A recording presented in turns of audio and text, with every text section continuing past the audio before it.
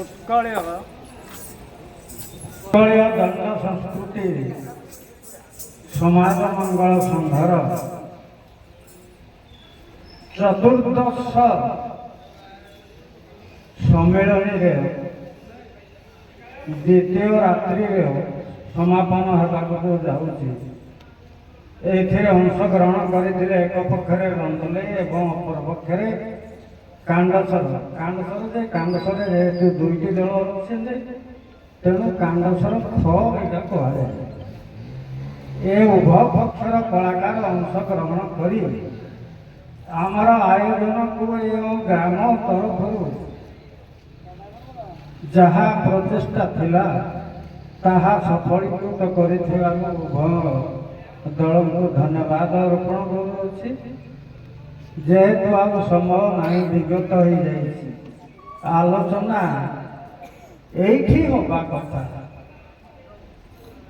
दंड नाचर मुख्य नायक अधिनायक बा कैप्टेन होउछन्ति भाई भाई किंतु आलोचना विशेष करी होनी। केवल उभय गायक को अनुरोध करी संक्षिप्त आलोचना हम रामायण गुरुजना महाभारत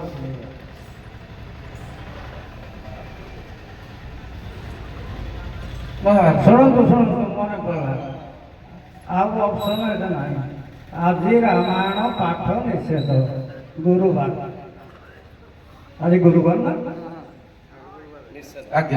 गुरुवार रामायण पाठ निषेध तेणु छाड़ीदेवा महाभारत प्रचलित जिनिस ये जो पेंडाल आज्ञा नीरव द्रष्टा नीरव श्रोता ये जड़े अच्छे तेंतुली गछ यही तेंतुली गछ के जड़े शताधिक वर्ष तार एवं से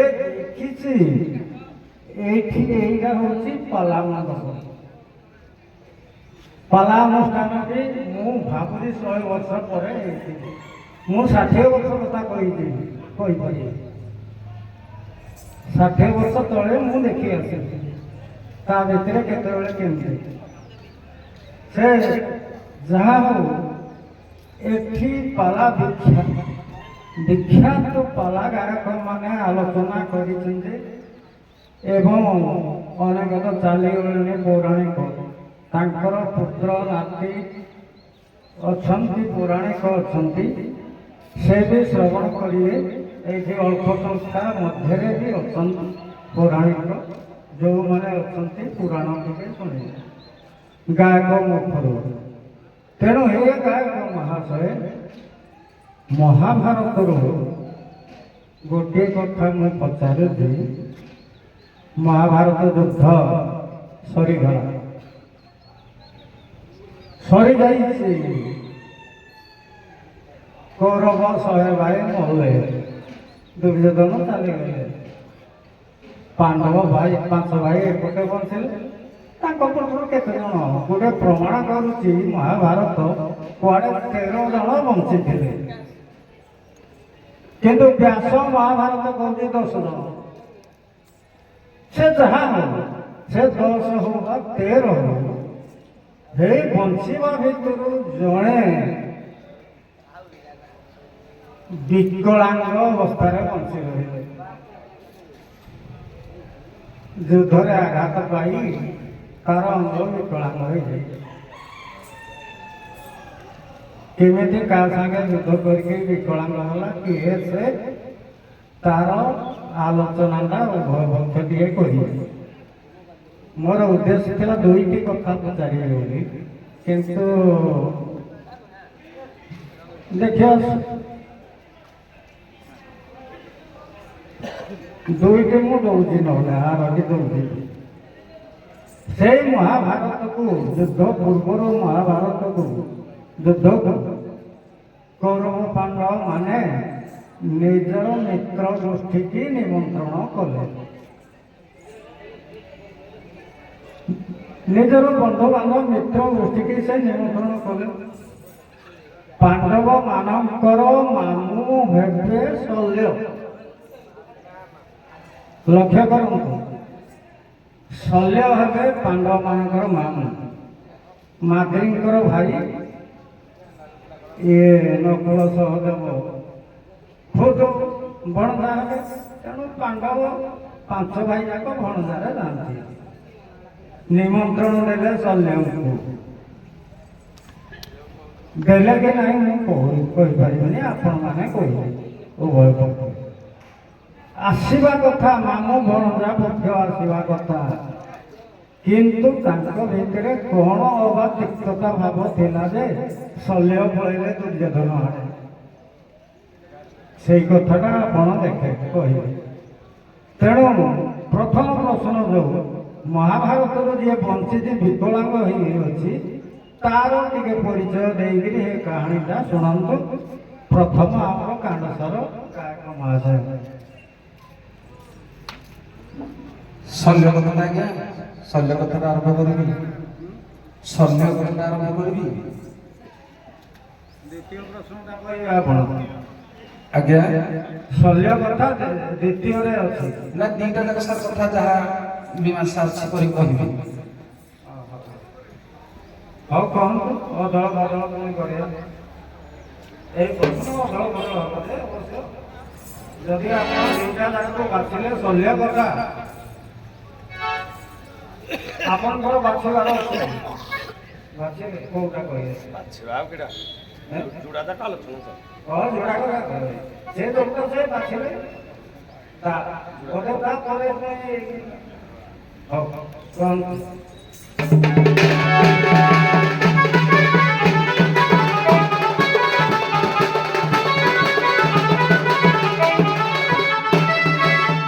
ଧନ ବିକାଶ ମହାଭାରତ ପୃଷ୍ଠାକୁ ଆଲୋଚନ କରିବାକୁ ଗଲେ କୃଷ୍ଣ ସିଂହ ରାଜା ଗୋଟିଏ ପଦ ଶ୍ଲୋକ ଉପସ୍ଥାପନ କଲେ, ତାପରେ ବିଷୟ ଦେବା। ଭୀଷ୍ମ ଦ୍ରୋଣ ତୋଟା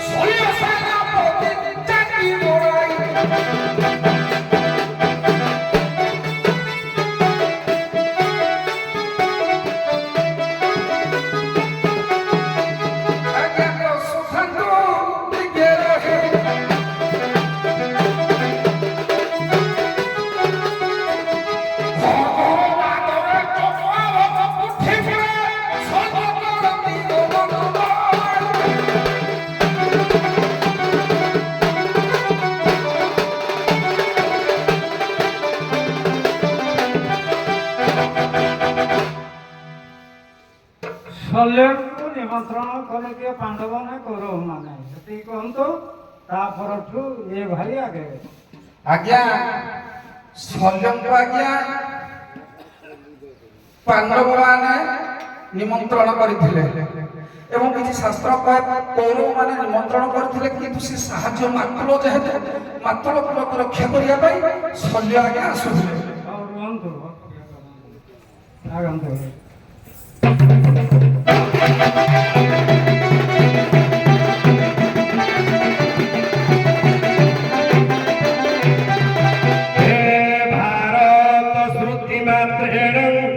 गंगा स्नान मानव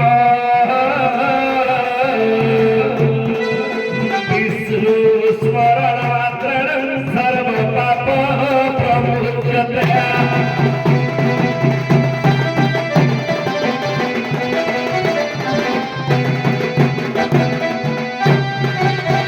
जय मा भारती भुव प्रसन्न विश्राम कर सिंहासन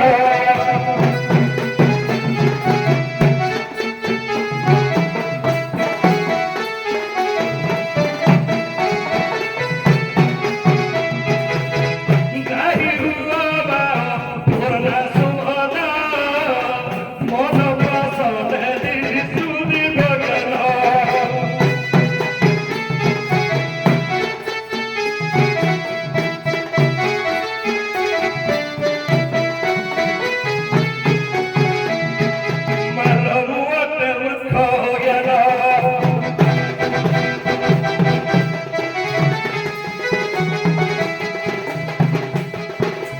भारत धरी कवनी भी सतत बोली अच्छी मोर भटकी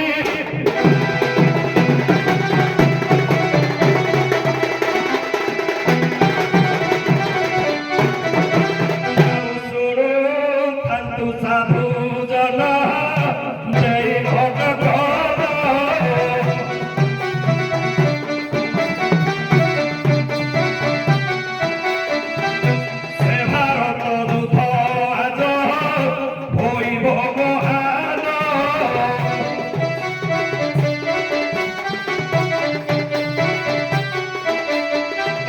कुरुक्षेत्र राम जही महापुण्य स्थान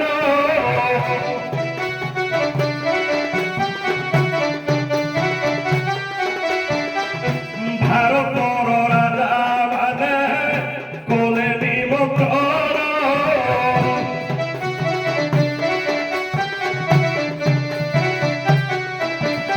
निमंत्रण पाई आसी मिलिले बहन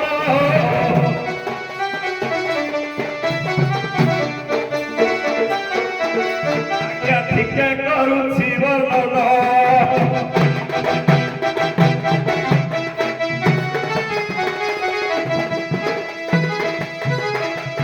बदले सभैर सुल्यर पवर आसी मिलती बहन की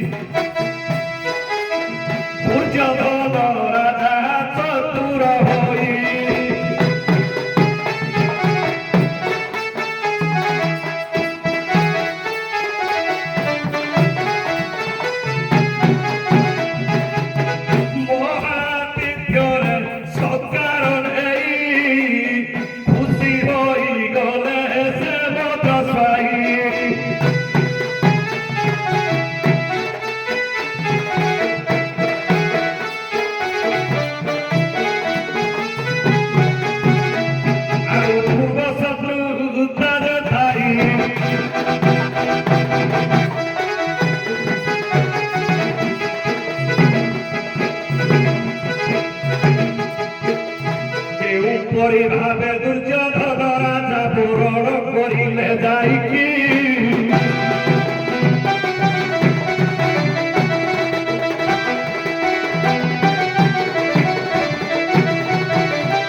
আজ্ঞা কথা କଥା ଆକାର କହିଦେଉଛି ଟିକେ ଗୀତ ଗାଇବା କ'ଣ କି ଗୀତ ଗାଇବା କଥା ଆକାର ଆଜ୍ଞା ଶଲ୍ୟ ହେଲେ ସେହି ଜନ୍ମର ସେହି ଶଲ୍ୟ ସେହି ଜନ୍ମର ଯେତେବେଳେ କି ଭୀଷ୍ମ ଏବଂ ଭୂରିଶ୍ରବା ଆଦି ଶଲ୍ୟ ମିଶି ଭାଗର୍ଭ ଋଷିଙ୍କ ପାଖରେ ଶିକ୍ଷାଦାନ କରୁଥିଲେ ସେତେବେଳେ ତାଙ୍କର ପରୀକ୍ଷା ହେଲା ନୀଳଗିରି ପର୍ବତରେ କିଏ କେତେ ବାଟ ସରବିଧ୍ୟ କରିପାରୁଛି।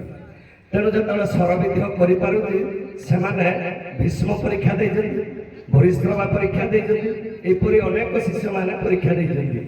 ଯେତେବେଳେ ଶଲ୍ୟ ପରୀକ୍ଷାଟା ଦେଇଛନ୍ତି ସେ ଚିତ୍ରକଳା ନଦୀର ନୀଳଗିରି ପର୍ବତର 3 ଜୁଣ ପରେ ବସିଛନ୍ତି ଅନଷ୍ଟକ ମୁନି। ଇଏ ଯେତେବେଳେ ଶରଟା ପ୍ରୟୋଗ କରିଛନ୍ତି ତାଙ୍କ ଦେହରେ ବାଜି ଯାଇଛି, ସେ ବ୍ରହ୍ମ ଅଭିଶାପ ଦେଇଛନ୍ତି। ଯେ ବ୍ରହ୍ମ ଅଭିଶାପ ଦେଇଛନ୍ତି ତୁ ମୁକ୍ତି ହେବ କେମିତି ନା ତୁ ଯେତେବେଳେ ମହାଭାରତ ଯୁଦ୍ଧରେ ଯିବୁ ତୁ ରହିବୁ କୌରବଙ୍କ ପାଖରେ। ତେଣୁ କୌରବଙ୍କ ପାଖରେ ଯେତେବେଳେ ରହିବୁ ତେଣୁ ଏପଟେ ଶଲ୍ୟ ଯୁଧିଷ୍ଠିରଙ୍କର ଶଲ୍ୟର ଯେତେବେଳେ ଯୁଦ୍ଧ ହେବ କହିବେ ଜଳିଯା ଜଳିଯା ଜଳିଯା। ତେଣୁ ମାମୁ ଜଳିଯିବେ ବୋଲି ସାରଳା ମହାଭାରତର ଏ ପ୍ରଭୁ। ଆପଣ ଯୋଉଠୁ ଛାଡ଼ିଲେ ସେଇଠୁ ଆଗେଇଛ ପଛେଇକି ପୁଣି ଆଗେଇଛନ୍ତି। ତେଣୁ ଆପଣ ତେଣିକି ନିଅନ୍ତୁ ବିଷୟଟା।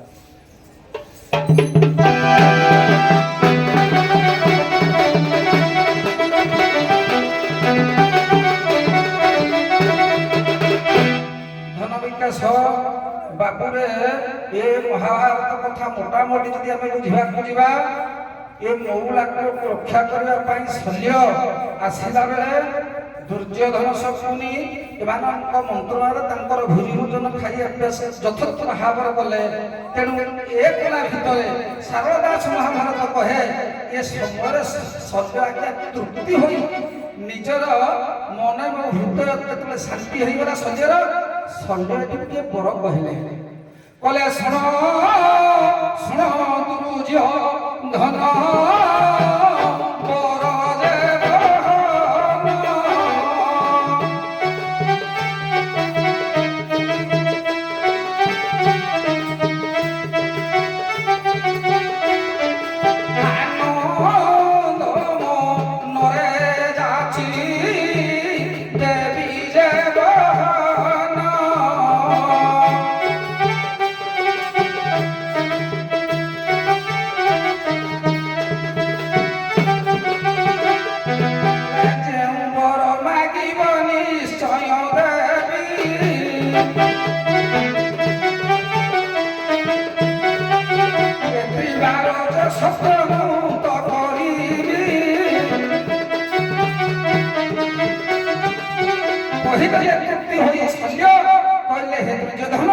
ତୁମର ଏ ରହିବା ଖାଇବାର ଯୋଉ ବ୍ୟବସ୍ଥା ମତେ ଯୋଉ ଆନନ୍ଦ ଦେଇଛି ମୁଁ ତୁମକୁ ଗୋଟିଏ ବର ଦେବି ବୋଲି ଚାହୁଁଛି। ତେଣୁ ତୁମେ କଣ ମାଗିବା କଥା ମାଗ। ଇଏ ଚତୁର ଯେ ଦୁର୍ଯ୍ୟୋଧନ ଇଏ ଚତୁର ଯେ ଦୁର୍ଯ୍ୟୋଧନ ବର ମାଗେ ଜାଣ ବର ମାଗେ ଜାଣ।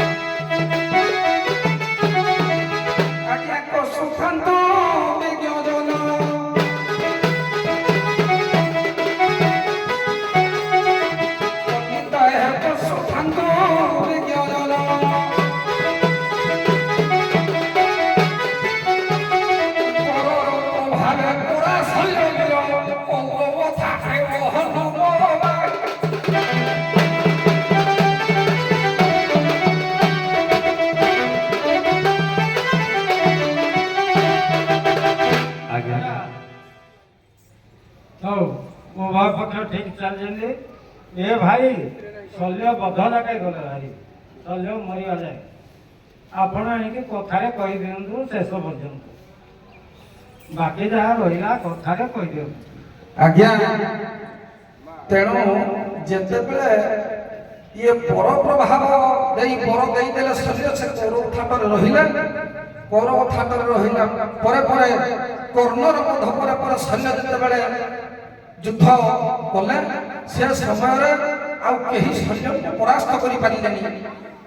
ଯୁଧିଷ୍ଠିରଙ୍କର ଦୁଃଖ ଅମାପ ବଢିବାର ଲାଗିଲା, କ୍ରୋଧ ଅନ୍ୟାପ ବଢିଲା। এই ଯୁଧିଷ୍ଠିରଙ୍କର ଶରଦାସ ମହାଭାରତ କହେ ଯେଉଁ ମନ ଦୁଃଖର କୋହ ଉଠିଲା ଯୁଧିଷ୍ଠିରଙ୍କର କୋହର ପାନଳରେ ଶଲ୍ୟ ଆଜ୍ଞା ଜଳିଗଲା। ଶରଦାସ ମହାଭାରତ ହିସାବରେ ଆଜ୍ଞା ଶଲ୍ୟ ଆଜ୍ଞା ଜଳିଗଲା। ଆଜ୍ଞା, ଏଠି କେତେ ଜଣଙ୍କର ଆତ୍ମ ବୈଫଲ୍ୟ ମନୋଭାବ, ଆତ୍ମ ବୈଫଲ୍ୟ ମାନେ ମନର ଯୋଉ କଷ୍ଟଟା ଯୁଧିଷ୍ଠିର କେନ ଥିଲା ଆଜ୍ଞା, କୃଷ୍ଣ ଅର୍ଜୁନର ବି ରହିଥିଲା, ଭୀମର ରହିଥିଲା, ଆଜ୍ଞା ଧର୍ମଦେବତାଙ୍କର ରହିଥିଲା। ସମସ୍ତଙ୍କର ଯୁଧିଷ୍ଠିର ଉପରେ ଯେତେବେଳେ ଦାଢି ଧରିକି ସାରଳା ମହାଭାରତ ଯେତେବେଳେ ଦାଢିଟା ଧରିକିନା ବହୁତ ଯୁଧିଷ୍ଠିର କଷ୍ଟ ଦଉଥିଲା, ସମସ୍ତଙ୍କୁ ବାଧିଥିଲା। ସମସ୍ତଙ୍କର ଆତ୍ମ ବୈଫଲ୍ୟ ବୈରୀ ଭାବନା ଆସିକିନା ଶଲ୍ୟ ଉପରେ ଯେତେବେଳେ ଚାହିଁଦେଲେ ପଡ଼ିଗଲା। କିନ୍ତୁ ଆଜ୍ଞା ପ୍ରକୃତ କଥା ହଉଛି ଶଲ୍ୟଙ୍କର ଗୋଟିଏ ରାଗ ଥିଲା। ରାଗଟି ଶଲ୍ୟ ଜଳିଗଲା। କିନ୍ତୁ ଆଜ୍ଞା କୃଷ୍ଣ ମହାଭାରତ କହୁଛି ଯୁଧିଷ୍ଠିର ଏବଂ ଶଲ୍ୟ ଭିତରେ ଯୁଦ୍ଧ ହେଇଛି, କିନ୍ତୁ ସିଏ ଅସ୍ତ୍ରରେ ମରିଯିବେ। ତେଣୁ ପୁରାଣ କୌଣ କୋଉ ପଟେ ଯାଉଛି କିନ୍ତୁ ତା ଭିତରେ ଆଉ ଗୋଟିଏ କଥା ରହିଲା, ଶତ୍ରୁତାଟା ଥିଲା ଆଜ୍ଞା ଟିକେ। ଶଲ୍ୟ ଭଣଜା ପକ୍ଷକୁ ନ ଆସି କୌରବ ପକ୍ଷକୁ ଯୋଉ ଗଲେ, ସୈନ୍ୟ ସାମନ୍ତ ଦୂର ଦୂରାନ୍ତରୁ ଯୋଉ ଆସୁଥିଲେ ଖରା ଖରାରେ, କୌରବ ମାନେ ପାଣ୍ଡବ ମାନେ ବାଟରେ ସବୁ ତମ୍ବୁ ପକେଇଥିଲେ ବିଶ୍ରାମ ନେଇକିରି ଆସିବେ ବୋଲି। ଆସୁ ଆସୁ ବାଟରେ କଣ ହେଲା, ଶଲ୍ୟ ତାର ସୈନ୍ୟ ସାମନ୍ତ ଧରି ଯେତେବେଳେ ପହଞ୍ଚିଛି ଦୁର୍ଯ୍ୟୋଧନର ତମ୍ବୁ ନିକଟରେ, ଆସ ମାମୁ କହିଲେ। ତେଣୁ ସେ କହିଲେ ମୁଁ ତ ବିଶ୍ରାମ ନେବି, ଦୌଡ଼ରେ ବିଶ୍ରାମ, ଯୁଦ୍ଧ କରିବି, ଯୋଉଠି ଯାହା ପକ୍ଷରେ କରିବି। ବସିଗଲା ଆଉ ଦୁର୍ଯ୍ୟୋଧନ ତମ୍ବୁରେ ପଶିଗଲା, ଆଶ୍ରୟ ନେଲେ, ଖାଇବା ପିଇବା ହେଲା। ସବୁଠୁ ତ୍ରୁଟି ତାଙ୍କର ଥିଲା ଗୋଟେ, ତାଙ୍କର ଦୁର୍ବଳତା ଗୋଟେ ଥିଲା ଯେ ଶଲ୍ୟ ମଦ୍ୟପାନ କରନ୍ତି। ଦୁର୍ଯ୍ୟୋଧନ ଜାଣିଛି, ଦେଲା ମଟର ଖୋଲିଲା ଆଉ ଖିଆ ପିଆ ଜୋର ଶଲ୍ୟ ଭୁଲିଗଲା, ଏଥିରେ ମାତି ଗଲା। ପହଞ୍ଚିଗଲା ଦୁର୍ଯ୍ୟୋଧନ ପାଖରେ ଯାଇକିରି ସାମିଲ ହେଲା ପରେ ସେ ଅନୁଭବ କରିଛି ଯେ ଶଲ୍ୟ ଯେ ମୁଁ ପାଣ୍ଡବ ମାନଙ୍କ ପାଖକୁ ଯିବା କଥା, ସେ ମୋ ଭଣଜା। ୟାର ଏଇ ମୋର ଗୋଟେ କୁ ଅଭ୍ୟାସ ଅଛି ଯୋଉଟାକି ମତେ କାଳ ହେଲା। ସେଇଥିପାଇଁ ଆପଣମାନେ ଦେଖିଥିବେ ମହାଭାରତ ଯୋଉ ବହିରେ ଲେଖା ଅଛି, ଶଲ୍ୟ କର୍ଣ୍ଣଙ୍କର ଯୋଉ ସାରଥୀ ହେଇଥିଲେ, ଶଲ୍ୟ ସବୁବେଳେ କର୍ଣ୍ଣକୁ ଗାଳି କରେ, ପୁରା ଗାଳି କରେ। ତମେ ପାଣ୍ଡବ ମାନଙ୍କୁ ପାରିବନି, ଅର୍ଜୁନକୁ ପାରିବନି, ସବୁବେଳେ କରେ। ବହୁତ ସେ ତାକୁ କହନ୍ତି, ସେ ତାକୁ କହନ୍ତି, ବହୁତ ଭର୍ସନା କରିଛି ନିଜ ଭିତରେ। ତେଣୁ ରଥି ସାରଥି ଏଇଟା କୋଳି ନାଗିଥିଲେ, ତାଙ୍କ ମନ ଠିକ ନାହିଁ। ହଉ ଧନ୍ୟବାଦ ଉଭୟ ଦଳଙ୍କର ଆଲୋଚନା। ବିକଳାଙ୍ଗ ହେଇକିନା ଜଣେ ରହିଗଲେ, ବିକଳାଙ୍ଗ ହେଇଗଲେ ଆଜ୍ଞା। ଯୋଉଟା ଯାକ ମହାଭାରତରେ ଯୋଡ଼େ ପ୍ରକାର ଦଉଛନ୍ତି। ସାରଳା ମହାଭାରତ କହିଲେ ଯେତେବେଳେ ମହାଭାରତ ଯୁଦ୍ଧ ସରିଗଲା, କୃଷ୍ଣ ଅର୍ଜୁନଙ୍କ ସହିତ କୃପାଚାର୍ଯ୍ୟଙ୍କର ଯୁଦ୍ଧଟା ହେଇଗଲା। ଯେତେବେଳେ କୃପାଚାର୍ଯ୍ୟଙ୍କ ଯୁଦ୍ଧଟା ହେଇଗଲା, ତେଣୁ ଅର୍ଜୁନ କଣ କଲେ ନା ନୀଳଭୁଜ ଆଉ ବାଣଭୁଜ, ଏ ଯୁଗାଯାକ ଅସ୍ତ୍ର ଯେତେବେଳେ ପେଶିଲେ, ଇଏ ହେଲା ଅପାଲଟ ଅସ୍ତ୍ର। ଇଏ ବିନା ନ ମାରିକି ଯୁଦ୍ଧ କ୍ଷେତ୍ରରେ ଫେରିବେ ନାହିଁ। ଇଏ ଅମରତ୍ୱ ଲାଭ କରିଛନ୍ତି କୃପାଚାର୍ଯ୍ୟ। ଯଦି ଅମରତ୍ୱ ଲାଭ କରିଛନ୍ତି, ତାମାନେ କୃଷ୍ଣ ବି ଏଣେ କଣ କଲେ ନା କୃପାଚାର୍ଯ୍ୟଙ୍କ ଶିରଟା ଛିଡ଼ି ପଡ଼ିଲା। ହେଲେ ତାକୁ କ'ଣ କଲେ ପୁଣି ଏ ଶିରଟାକୁ ଜୀବନ ଆଶା ଦେଇକିନା ଯେତେବେଳେ ବସେଇଲେ ଘୋଡ଼ା ରହିଗଲା ପଛ ତେଣୁ ଆଉ ସଠିକ୍ କେସ୍ ସେ କୌଣସି ପ୍ରକାର କରିପାରିଲେ ନାହିଁ। ତାପରେ ଯଦି କୃଷ୍ଣ ସିଂ ମହାଭାରତକୁ ଯିବା ଏପର୍ଯ୍ୟନ୍ତ ବି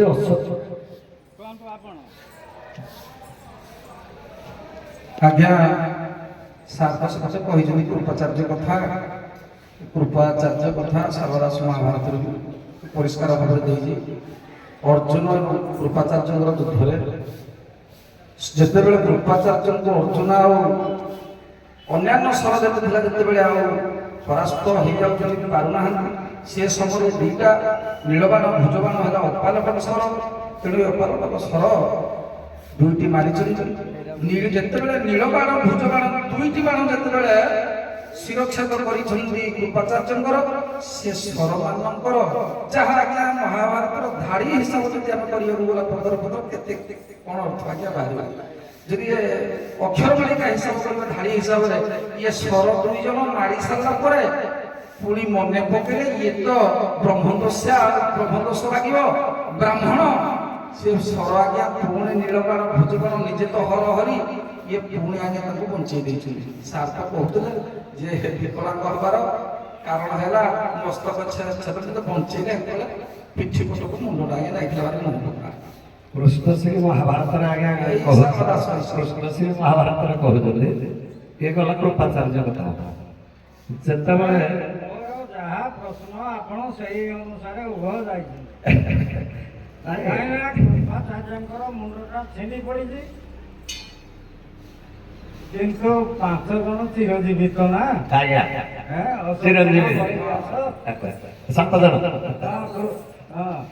କୃପ ଏ ଭିତରେ ଜଣେ ନୀଳବାଣ ଭୁଜବାଣ ଫେରି ଯାଉଛି ସେ ହରିହର ପାଖକୁ। ଦେବତା ମାନେ ଦେଖୁଛନ୍ତି ଚିନ୍ତା କଲେ ଯେଉଁ କୃପାଚାର୍ଯ୍ୟ ଅମର ବର ପାଇଛି ତାକୁ ଆଜି ମରିଯିବ ଏଇଟା ତ ଏ ବରର ଅନାଥ ହେଇଗଲା। ତେଣୁ ହରିହରଙ୍କୁ ସ୍ତୁତି କରିବାକୁ ସେ ନୀଳବାଣ ଭୁଜବାଣ ସଞ୍ଜୀବନୀ ଆଣି ପହଞ୍ଚିଲେ। ସେତେବେଳେ ମୁଣ୍ଡକୁ ଯୋଡ଼ି ଦିଅ କହିଲା ବେଳକୁ ଯୋଡ଼ ଓଲଟା।